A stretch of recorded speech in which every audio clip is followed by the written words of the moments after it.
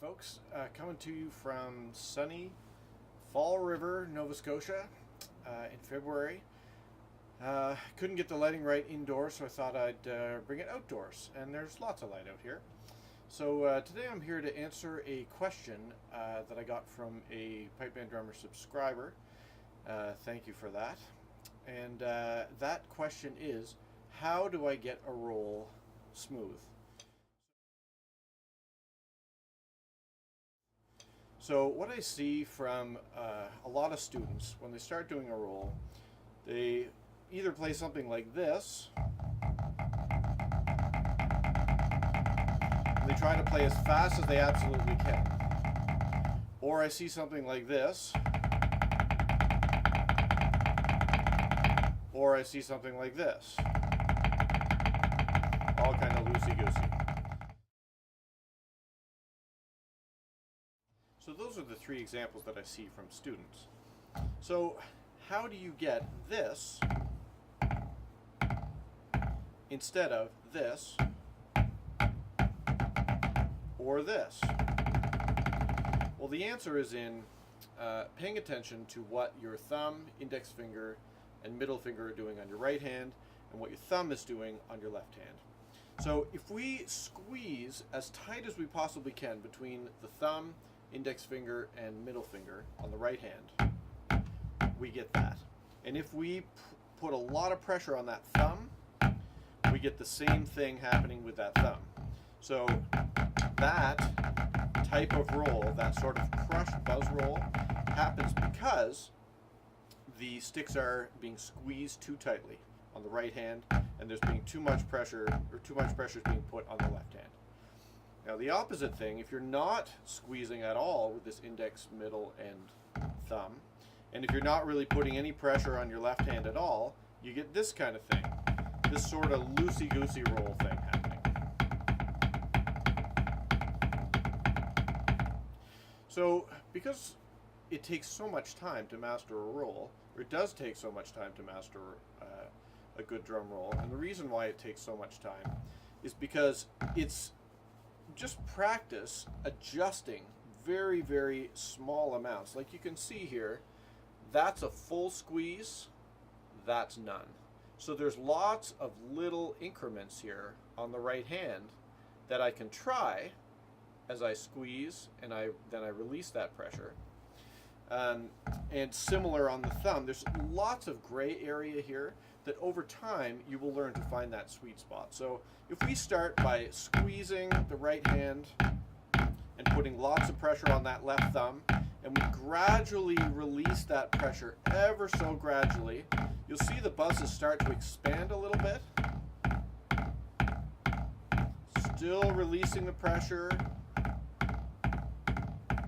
ever so slightly, and then we hit our little sweet spot there. And then once you hit that sweet spot, then you start joining those buzzes together.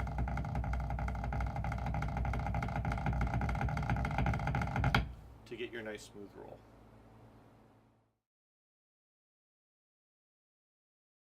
So the secret to playing a good buzz roll is to start with a good quality of buzz. And if you start with a good quality of buzz, it sounds like this.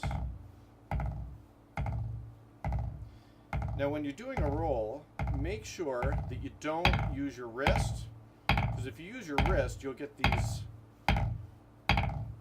extra attacks. So when you go and try a roll and you're using your wrist, you get that kind of thing happening. So it's very, very important to pivot from your elbow on your right and left and get your buzzes really good. When you pivot from your elbow, it'll be a nice soft attack. And then the goal is to take these buzzes and just join them up. Try to connect them.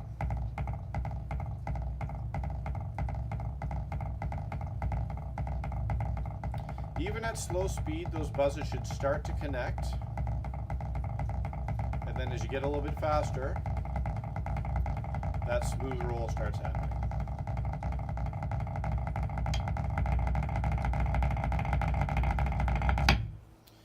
So it's kind of similar to a double stroke roll.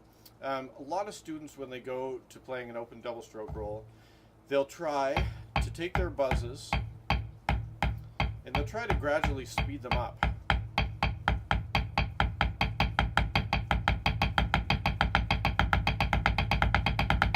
But then you reach a certain ceiling where you just can't play them any faster than that.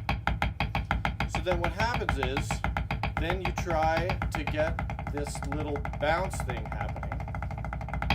And it's very, very difficult to do, from going to slow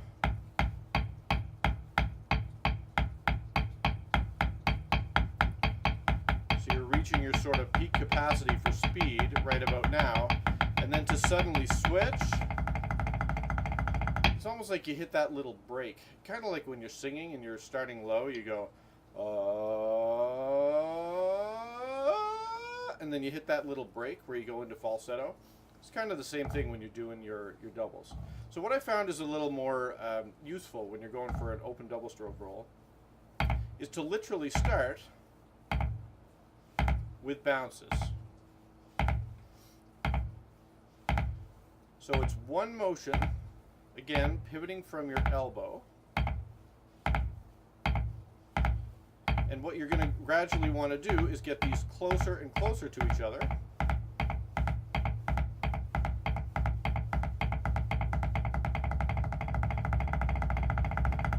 Until you get that nice, smooth, open double stroke roll.